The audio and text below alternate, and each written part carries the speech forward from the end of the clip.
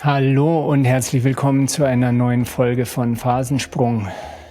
Heute rede ich mit Nick Pannekeet darüber, wie er in China den größten Blumenhandel aufgebaut hat. Also den größten Blumenhandel Chinas. Nick ist Holländer. Er hat mit Tulpen gehandelt, wie auch sonst, aber auch mit Rosen und anderen Pflanzen. Und er erzählt uns, wie er erfolgreich geworden ist. Viel wichtiger aber, nachdem er erfolgreich war, ist Nick ausgestiegen und hat sich überlegt, was er wirklich mit seinem Leben machen will. Und davon handelt der zweite Teil des Podcasts. Ich wünsche euch viel Spaß. Herzlich willkommen bei Phasensprung, dem Podcast von Konstantin Schiemert und Frank Steffen. Hi Nick. Hi Frank. It looks like you're sitting on your terrace. I'm not sure, is it your office or is it your home? I'm sitting on the dining table. So I'm sitting at home. Yeah. Oh, okay. Yeah, I thought maybe it's the terrace. Okay, so you're at home right now. I'm at home. Yep. Okay, in Amsterdam. I'm in Amsterdam. Yes. Nice. And I haven't visited you yet, which That's no problem. Vice versa, it isn't better, right? Shame on me. Shame on me. Could you give a brief introduction of who you were 5 years ago? Who I was 5 years ago? I don't know. Yeah, it's probably. I was a foreigner who lived in China for a long time and was about to go to Amsterdam after 26 years living in Shanghai. It was in the middle of COVID, and I just sold one of my businesses where I was quite happy about, because China is a tough environment to do business. Yeah. So I think overall I was a happy man. What kind of business did you sell? It's kind of cliche, right? You're Dutch and you were selling. What do the Dutch do, right? They smoke marijuana, I guess, and they grow it in the back of the greenhouse. So I was growing flowers. Exactly. So you were growing flowers in China and you were selling them in China. I was selling them in China and growing them in China. We had some export to a little bit to Australia, a little bit to Japan, but the amounts to those countries are just very tiny if compared to the Chinese market. Yeah. And what amounts are we talking about? Like how many tulips a month did you sell? Month. Tulip is very seasonal. So I think when I left, we did about 20 million tulips in 50 days, I guess. Right. Okay. But we were mainly rose growers. So the rose business was between, I think, like 200,000 and 600,000 per day, roses. Per day. Per day. Yeah, so these were large quantities. Yeah, I remember when we did 20,000 the first day, and we were like, "Oh, how are we going to sell this?" And I think by now they've doubled actually the farm. Yeah, 5 years later, so the amounts even grew. Yeah. Mm-hmm. And so are you originally a farmer? No. I come from a village where they have the largest flower auction in the Netherlands, I think in the world. So I was surrounded by all people working the flowers, but even the accountant, he was doing accountancy work for the flower businesses, and the car salesman was selling cars to the farmers and to the auction. So when I arrived in China, I mean, everybody knew via how to find me. So I started a bit out in that industry, and I think it was in 2007. I was importing flower seeds, flower bulbs, all kind of flower related stuff. And then I met a farmer, and he said we should set up a farm. And I was very hesitant because the farmers in the Netherlands, they grew very big, but they earned their money with selling the land. Finally, they would build houses on it. So it was a bit like in China. The land is ridiculous expensive in China, so we shouldn't buy land.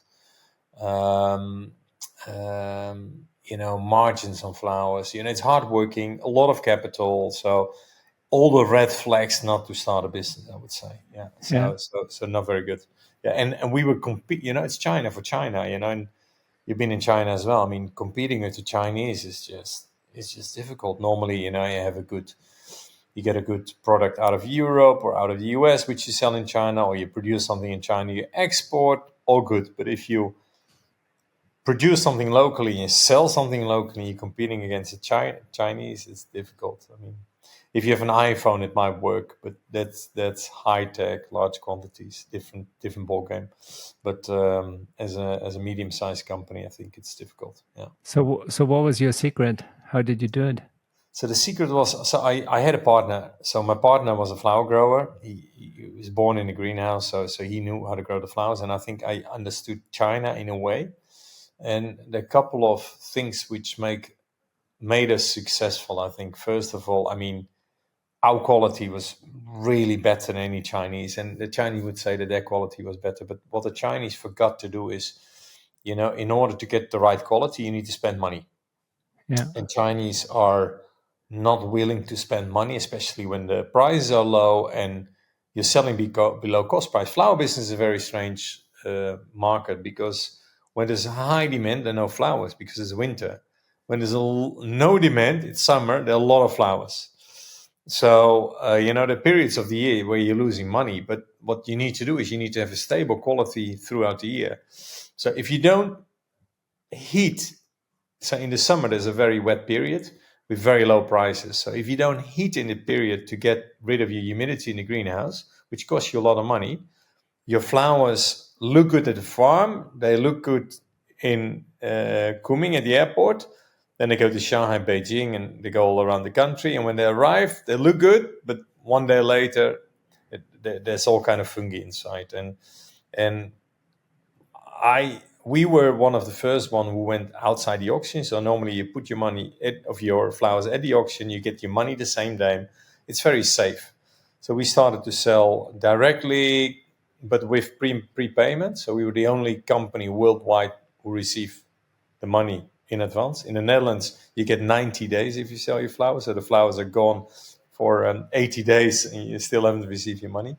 Anyway, so we did that. And the Chinese, they were selling via the auction. They couldn't give a shit, basically. So they were selling via the auction, but they were still selling a brand, because the Chinese farmers, especially the big ones, they had a brand as well.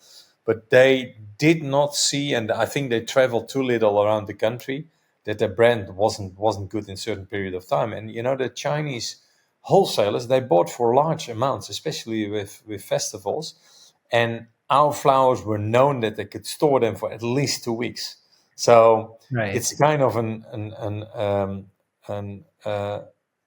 they were always playing games. So they would try to buy as early as possible our flowers, store them, and by the time it's Mother's Day, Valentine, they would sell them for a high price. So it was the tactic, but they could do it with our flowers, and they knew it was guaranteed quality. So that was one of the secrets. I think other secrets, which they were never able to do, the Chinese farmers were all small.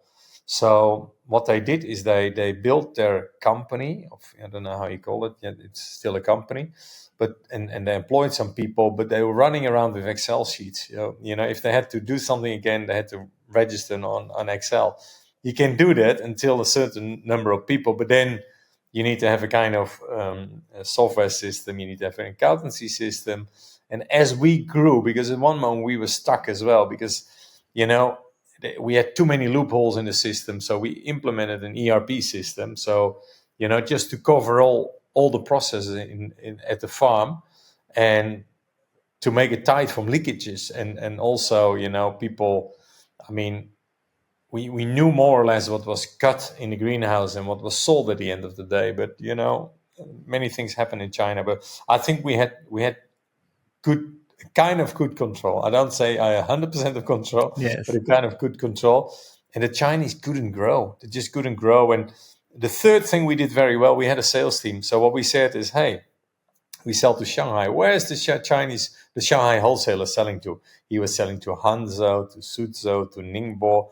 So we said, okay, let's look around over there. So we find people in Hangzhou, in Suzhou, Ningbo, Nanjing. And then So we were you looking. cut out the middleman.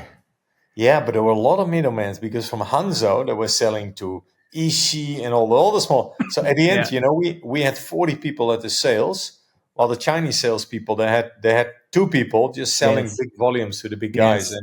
Yes. And what we saw is, the further we went, the higher the margin was. And Yes, for of us, course. we said, okay, we employ 15 people extra, but we go to the small holders and they pay a bit more. And, if you sell, we sold, I don't know, I think it was around 200 million roses per year. If you get a few cents extra, that's a bit of money. Yeah, and you get and you really know what's going on because the transparency, because that's the big problem working with large distributors in China. You have zero transparency. You don't get any data from your customers. You're basically blind, right? Blind, and today you're the best friends, and tomorrow they don't buy anymore from you. So there was always at their advantage, but you always need to have leverage, and I think that's what we did. But we went even a step further. So we opened up a WeChat store, and we were delivering to the flower shops. So at the end, we set up wholesale centers ourselves in Shanghai. So we were driving with trucks from the farm to the wholesale. So our cold chain supply was just, you couldn't get better. So we were getting better and better and better at what we're doing. And Shanghai wholesale could buy from us from our Shanghai center, but at the same time we were selling to the flower shops. And initially it was a bit of tension, but at the end the wholesalers didn't have a choice and they accepted this. But what we realized at the end, there were a lot of consumers buying from us as well online. So then we separated it out, put the consumers in a group. We created another front page for the consumers, and we did it in a different way. So we went very far in setting this up. Yeah, amazing. So, this sounds like fun. Looking back was a lot of fun. I think I had a lot of stress. Looking back, it was really a lot of fun, and I had fun as well. But man, we had a lot of shit to deal with, a lot of shit. And it's not the shit you have in Western countries. It's China shit, and China shit. I guess it comes down to developing countries. It was a very fast growing economy. So, salaries were going up 10, 15%. People could jump jobs every year. Prices were going up every year, with a staggering amount. It was just crazy. And then you had to deal with Beijing, right? The Communist Party was over there. So there were a lot of side things which you wouldn't have to deal with in the Western world, I guess. Yeah. Culture difference. I don't speak about culture difference, but it was big as well. As a Westerner operating in China, it's difficult because you think you can read them. We don't read them. All right. Yeah. So how was it coming back home? I loved it and I still love it, but it's nothing negative to China because I love China as well. Yes. But for me, and I'm in Amsterdam, quality of life is superior over here. It's a quiet city, so it's quiet, and I'm surrounded with people I kind of understand again, right? They're my genes, they're my DNA. That's what. Yes. It's very obvious. Nevertheless, I wouldn't have missed that China thing for 1,000 years. I would do it again. What I found, like coming back to Germany, we came back at the same time, right? Like so, yeah. August 2000, and people complain about German bureaucracy, and I just love the system in Germany. Oh man, it's like clockwork. It's so well organized. I'm so happy about it.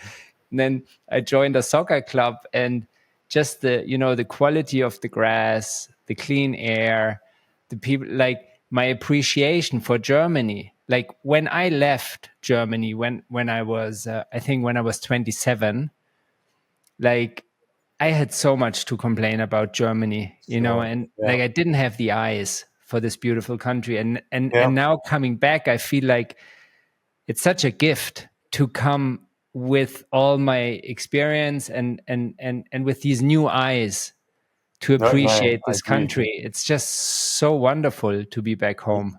And you talk about a beautiful country. I mean, I'm just talking about Germany. About like, there's so much I love about this country. If I bike around over here, I tell the guys I'm cycling with, you don't know how beautiful it is. I mean, in Shanghai, we're cycling. We thought it was good, but you're looking back, it was not good. It was bad. It was dusty. Yes.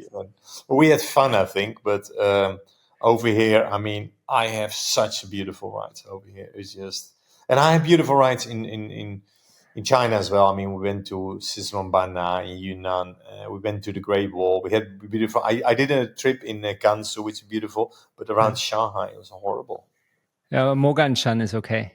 Yeah, that's okay. Yeah, no, definitely. So, no, I have to say, I see that as well. The bureaucracy, so it's very well organized over here, very well. Yeah. Did you read the book The Second Mountain? No. I should be much better prepared. I also haven't read it, but I know what it's about. I could imagine what it's about. So we climbed the first mountain. I'm going to climb one in the Netherlands again, right, or not? Well, the second mountain, I think, is about someone having been successful in business, and then thinking about what's next in my life. Yeah. Like maybe I want to do something more with purpose. Sure. Yeah. Like, what is my purpose in life? What's the difference I want to create in the world? Like, what's the impact I want to make?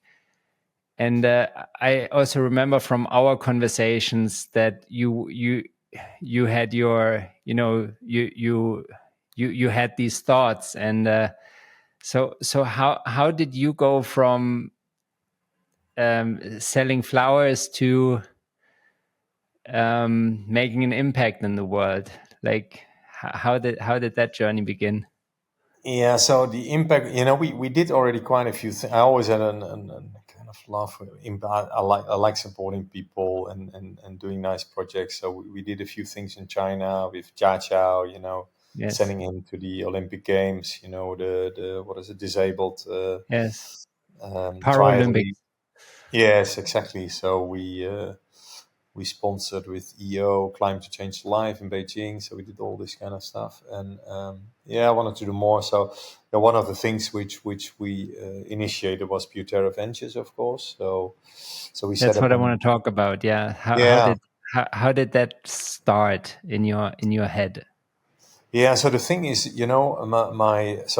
have two partners in the business, and the other partner, he set up the largest environmental exhibition in the world in Shanghai, and a large part of that was water. And we saw a lot of innovation in water, and we saw the problems in water as well. So we are like, okay, how can we contribute to water? And the only way you could contribute is in investing in technologies would solve this kind of problems. So we had a lot of innovation at the exhibition, but the innovation were going and some were coming back and some didn't. So we did a bit of research from what's the problem with all those innovations. They hardly survive. So there were a lot of entrepreneurs. There were more scientists. They had difficulties raising money. And from the investor side, they found it very scary because water is a very complex vertical they didn't want to invest in. So there were basically no venture capital firms, investing in this. While we thought, this is, you have climate change, you can forestall that by not releasing so much carbon. But we are already, we took that crossroad and we're on the way to getting the 1.5 degree on top of that. So now the mitigation starts, and climate change is water. It's all about water. Whether it's energy, making energy. You need water. To grow food, you need water. So if you don't have water, you get a lot of migration issues. So we basically say it's too little, it's too much, or it's too polluted as well. So then the idea started from, okay, shall we set up a fund to raise money to invest in early stage water technologies? And was the reason. I sold my company at the same time. This was playing in the game. So we set up office in Amsterdam. We raised some money, and we're almost done with our first fund and raising money for the second fund. So that's all going very well. Became very passionate about it. Initially, I was not from the water sector. Had to learn a lot. I was not from the investment sector, although we had some company investments and private investments. So I knew the space a little bit, but not being a professional investor. So it was a super nice learning curve. Learned a lot, and I enjoy the work I do. Mm-hmm. And the partners are still the same? Partners still the same. Yeah. I don't know who you remember, but the partners are still the same. Gijs? Gijs, Job. Yeah, they're still Gijs and there. Job. Yeah. No, they're still and there.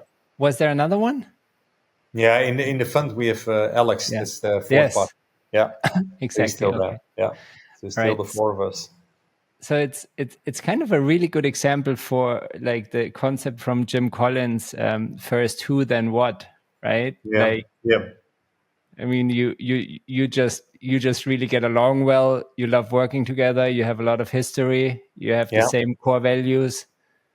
We know each other in and out. You know each other in and out. Yes. So it's, I see on every expression on Gijs' face or your face what the weather is going to be. Perfect. And so now you're investing globally in startups. How has this changed the game? Like before, I mean, you were international, but mainly focused on China. Yeah. What's different now, like being a truly global company? Yeah, so it's not even so global because the innovation in water is in Europe, North America, and the rest of the world, which is Israel, Singapore, and Australia. So these are the areas we are, and China has very little innovation. India, little. Africa, South America, also very little. So so it's global, but also kind of concentrated. But I'm okay. I'm not traveling that much. So I run certain portfolio companies, and so I've got one in Seattle, one in Spain, one in the Netherlands. So it's kind of close by, I would say. So you know the scale-up framework, right? Yeah. So that's one of our criteria. So if we invest in a company, they should get a scale-up coach. No way. Yes. Yeah. That is so cool. Do you know that I'm a scale-up coach now since you're 5 a scale-up years? coach? That's funny. Yeah. Yes. I'm about to become a partner here at with the German company Scale Up, that's very nice. Which is kind of a sister company to Vern's Scaling Up in the US. Oh, that's super nice. No, we used to use Scaling Up in our Chinese company. I know, yeah. It was so good, such a good framework to use within those startups. Where you wanna, you have so much to do, but you need focus and priorities, and that's what Scale Up is doing. So at the same time, you're building out a team. You need to build your core values. So for us, I think it was quite obvious to require this. So it's a must. I mean, it's in the term sheet. Where did you learn how to apply Scale Up? I know you applied it in your own companies, but who taught you? So I had we had coaches via the EO network in Shanghai. We always had coaches around us. So we had different kind of coaches. From George Gunn did a lot. Yes, he did a lot of. He was from Indonesia, Malaysia. Yeah. Malaysia. Yes. Yeah. So he did a lot. But I had other people as well. But we had a company here in Amsterdam. They had a scale-up coach from the Netherlands, and now we have scaling up coach. So I'm in touch once in a while with Vern as well to ask him, okay, Vern, I've got a company in Minnesota, do you have a coach for them? And then he refers me to any of the coaches over there. So that works very well. So I'm guessing you have two core customers. Like kind of like, I want to know who is your core customer investor, basically. What kind of investors are you looking for? Like, what are the investors you most like working with? And what does a startup need to bring to the table to be considered? Like, how do you define these two core customers for you? Yeah, for Fund One, it was basically our network. So we had a network of people who exited the company, who had some money in the bank. So they supported us really on the first, let's say, 20, 30 million. And from there, we had institutional money coming in. So we had the European Investment Fund supporting us. And then we have one of the largest Dutch insurance companies supporting as well. So altogether, we raised 73 million. But the initial base were all entrepreneurs from our network. So, and this is still, for me, they're the entrepreneurs. I love chatting with them. They love what we do.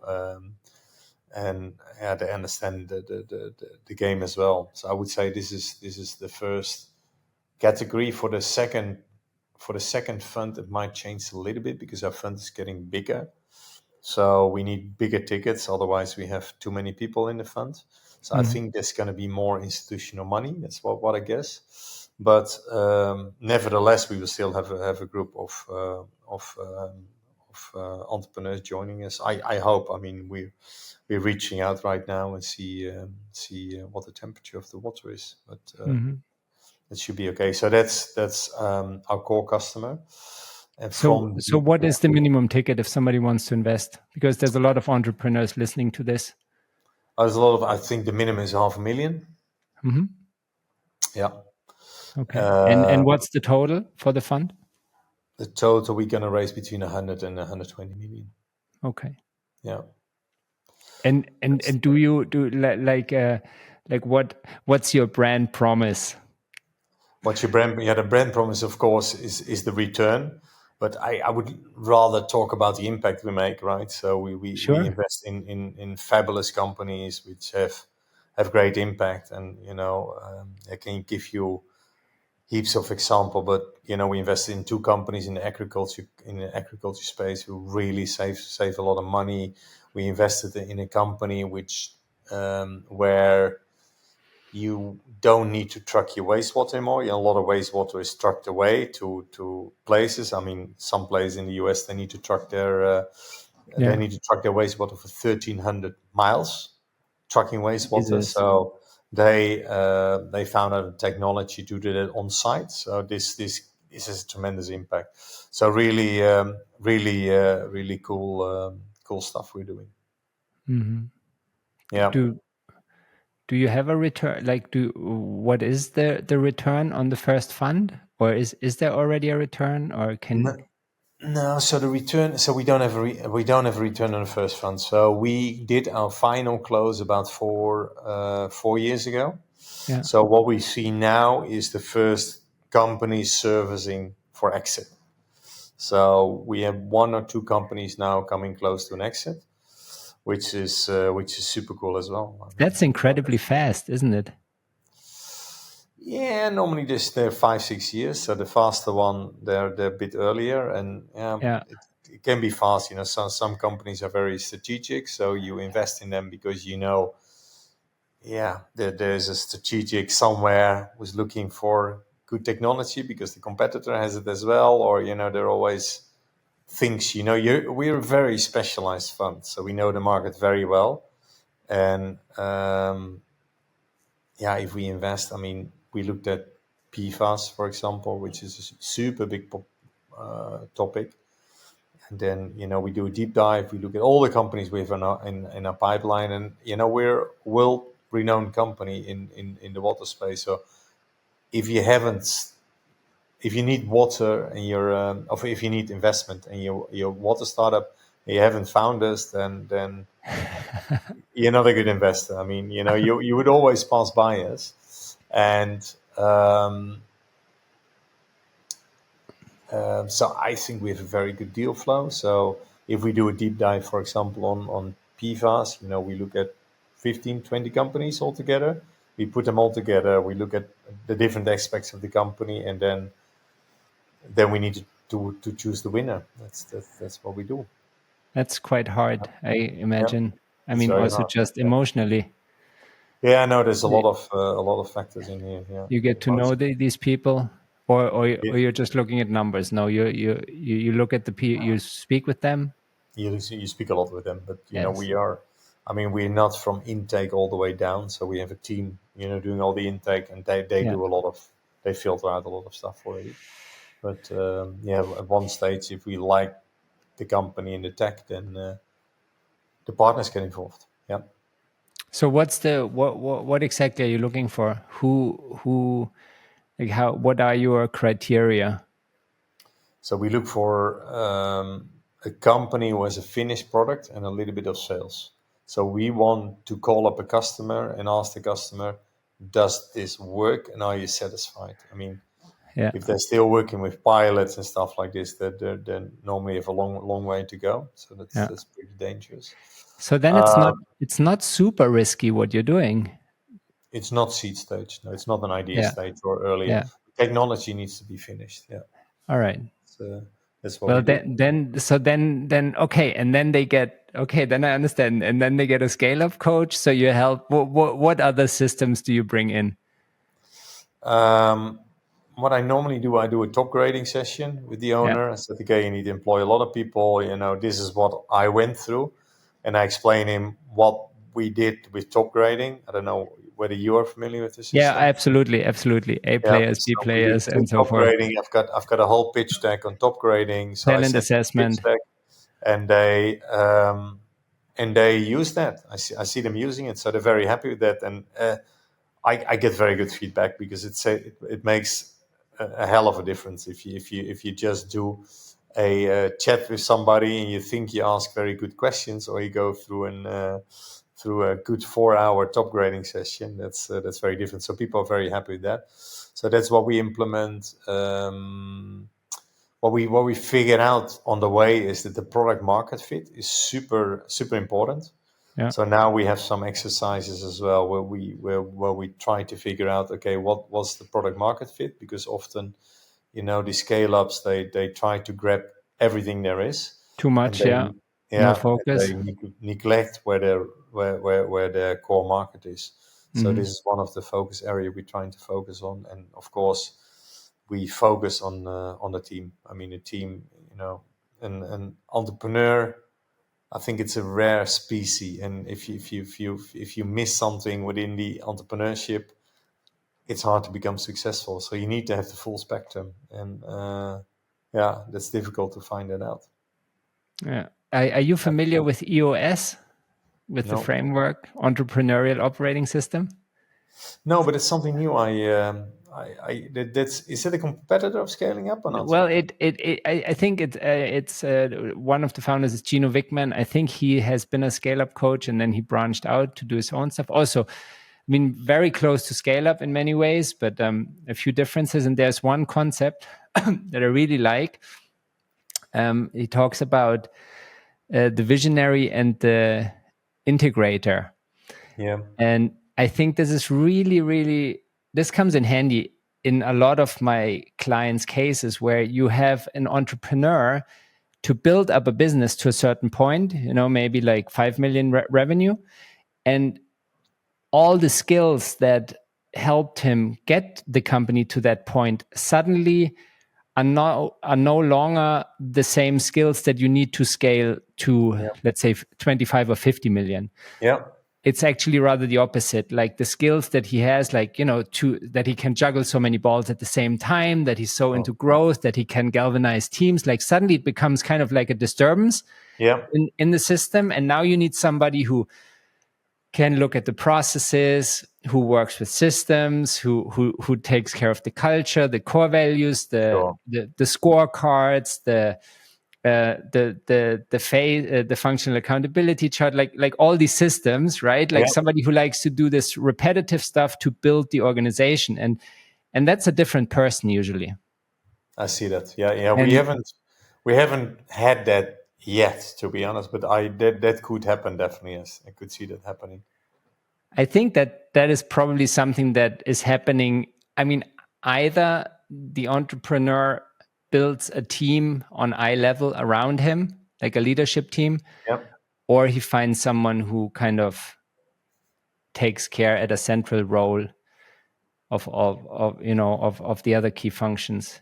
I think it's a shift that happens in most companies. Yeah, you see that, and I think it's a very natural shift as well, because I'm sure that when you reach that level as an entrepreneur, you're not happy in what you do anymore. So that means you still go into the companies that you choose, the winners. You go in and you work with them directly. I worked, and that's what I love most. That's what you love most, exactly. I love That's to work amazing. with the entrepreneurs, to scale them, to help them connect to other people. We try to support them. All the investors I speak to, and I speak to a lot of investors as well, everybody's hands-on. Yeah. So it's very different to distinguish yourself, because now we're setting up Fund 2 and we need to distinguish ourselves from the other investors. But all the investors say we are hands-on, but I'm in the board with a lot of investors. They're not hands-on. So, but we need to be, in our deck, we need to, tell people we're really hands-on. But I think the hands-on part, that's who we are. And, we like to deal with the entrepreneurs, and we like to scale up businesses. And it's part of who we became, and part of why we do this. So it's super. I like this aspect of the business the most, to be honest. And it's win-win. It's win-win. They love it because we have been on their side of the table. We speak the same language. I mean, we did it, and every time you see those companies, they're stuck somewhere, and if you're in the business, you don't really know where you're stuck. So I think we're a good partner to cry and to cry with, and to talk about all the issues. Have you taken the assessment 6 Types of Working Geniuses by Ted Lencioni? You've done that? Yeah, I've done that. So your genius is enablement, right? I need to. I had a special genius with somebody else in the company, but I'm definitely an enabler. Yeah. And generating a lot of ideas. Yeah. Invention and enablement. Yeah, and not finishing my work. You need me. I got tenacity. We figured this out through the system, that we had one person in the team who would do the last 10% of the work. Tenacity. And we had to look for somebody else doing this, and we found, through the system, we found somebody. Yes. Which makes the team working. It's incredible. It's super nice. It's funny. It's so funny. Like, and what I really like about the system is also that in the beginning, my geniuses are enablement and tenacity. And first I thought, that's kind of like, who am I? Like, I'm the guy who maybe supports some others, but then I'm just the foot soldier getting shit done. like the cool people are the ones who wander and invent, and I'm Thijs is the wanderer. Yeah, right. He's always against the stream. He's always something else. It's super fun. Yeah. And like, I couldn't appreciate my own genius, but then we realized that at Scale Up, like the whole leadership, all wanderers and inventors and so forth. And I tell you, we start so many things, and then hardly anything gets finished. Yeah, exactly. And when they found out, and maybe I'm making up, maybe it's not the truth that I'm saying now, but I had this thought come up when it happened. Like, when we found out that I had this genius about tenacity, suddenly they were all like, "Don't you want to become a partner?" No, but you need everybody in the team, and you miss somebody, and it's not working anymore, right? It really helps to appreciate each other's strengths. Yeah. I think this assessment. No, definitely. Yeah. It's amazing. I really like it. Yeah. What else did I want to ask you? What's your B hack? Our B hack, we want to raise $500 million to solve all the water issues. So that's the B hack. We said we do that. I don't know if we have I think we said 2030, but let's see. It's maybe a little bit ambitious, but yeah, it sounds possible. No, yeah, definitely. No, yeah. So no, we have big ambitions. I think we are one of the front runners as a water VC, and you build up so much know-how, and it's hard to catch up. I mean, it's so hard. All the experience you have. It is so funny. Like 5 years ago, I remember talking to you guys, especially with Job, and you guys are saying, "Oh, we don't really know the space so well." And now I'm sitting here with you, and you're like, "Well, we're like this global player. We know everything about it." I mean, the funny thing is, I'm talking to the biggest investor. I can have a chat with them. Well, 6 years ago, I had no clue. So now I can intelligently talk about investor stuff, which is most of the time very boring, but it goes with the job, right? It's So what are the biggest challenges? Biggest challenges and biggest learnings of the past 5 years for you? Yeah, the biggest challenge is definitely picking out the right company. And it's the right team with the right technology. It's the thing is to every time I'm again, and every time I'm super enthusiastic about a company, but every time I'm put back again how long it takes to build up a company. But we all need a time to build out our company, and these startups, they need time as well to build up the company. So that's just patience. So this is definitely something it's not a learning, but it's something I realize on a daily basis. One of the learnings, I think we had a lot of learnings. I think and therefore Fund 2 is really going to be so much better than Fund 1. I think we did a very good job. I mean, we will realize some very good exits, but I think on some companies we just took wrong decisions, and there's a bit of inexperience in there, I would say. So there are quite a few things I think we as a team would do different.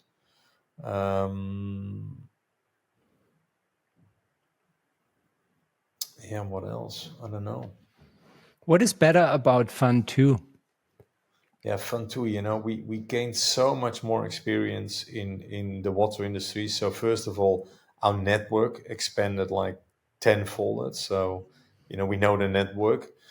And if I don't know directly, I would know it indirectly very quickly. So if you need any contact within the water industry, that's one handshake away, basically. So that's very good. I mean, we have much more data and information, I think, to judge investments, to see where they are and where they are in the global spectrum of water. So therefore, we are also better to verify stuff. If we have a technology, we call up a few people, say, "What do you think of that? What do you think of that?" And you get all kind of indication. "Oh, I think it's good, but there's so much more we can do in Fund 2. But we're doing it, of course, already now. But so that's a huge asset we have to start a Fund 2. Yeah, you can really judge much better the potential and the growth rate of any company. Yeah, no, sure. Yeah, so we built a lot of data. We got a lot of very good people, very talented people in the team as well. So our team is much stronger. We have more people in the team, so we can do more. Before we were limited. We had a few people, and so we built out a very strong team with professional people with a lot of experience. So that makes a very big difference as well. Yeah. So I realize I'm going a little bit over time because we had issues with the tech stuff in the beginning. So I'm just going to ask you one last question. Okay, no problem. What's the future of water like?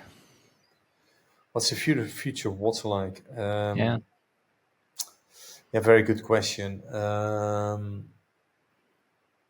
It's not going to be it's not an easy answer, first of all, but I think I think the problems are getting bigger. I mean, we need much more money to go to innovation because of climate change. I mean, we get much dry period. I mean, we have now, I think in the Netherlands, 3 weeks of no rain.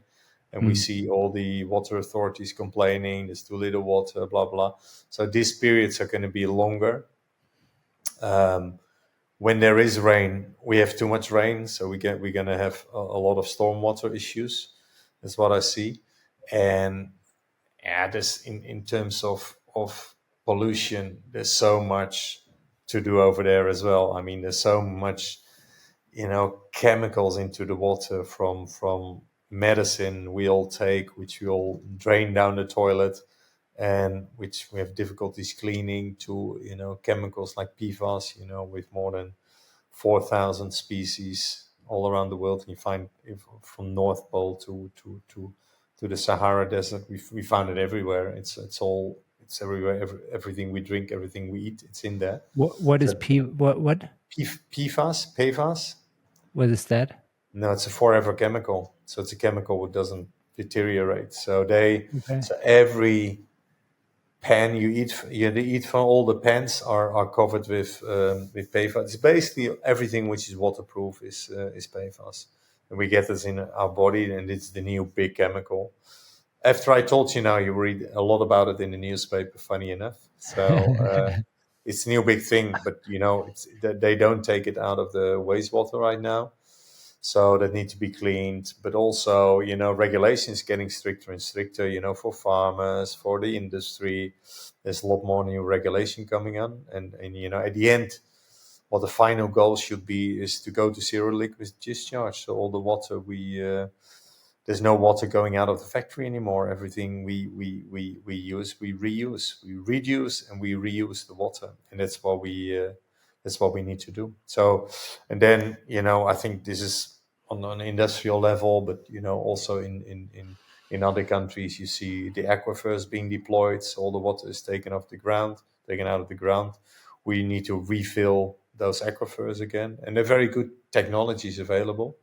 But, at the moment, the problem is not that pressing. People are not going to invest in technology. For example, just to give an example, if you look at all the data centers, I mean, the amount of energy and the amount of water they need is just crazy. And with all the AI coming up, the need for water is even worse. So they are really investing a lot of money in innovative technology to help solving this issue. And they know that that issue is pressing, because if they have no water, they can't run the data center. And data center is a big money printing device, so they will do a lot to make that running. So there's really a lot to do, and there's still a lot of capital needed to be allocated to the water industry. That's for sure. You agree? Oh, well, I'm confident. I'm confident you guys handle this. Yeah, no, sure. No. That's all that's all going to work out very well. Yeah. Nice. I'm going to turn on the light. Sure. So. All right. Yeah. I think we got it for today, Nick. We got it for today. Wow. Yes. Okay. So what do you do with the podcast? I tell you in a second. Let's just say bye-bye to the audience. So all thanks right. for being here. All right. You guys, thank you so much for enjoying the interview. Bye.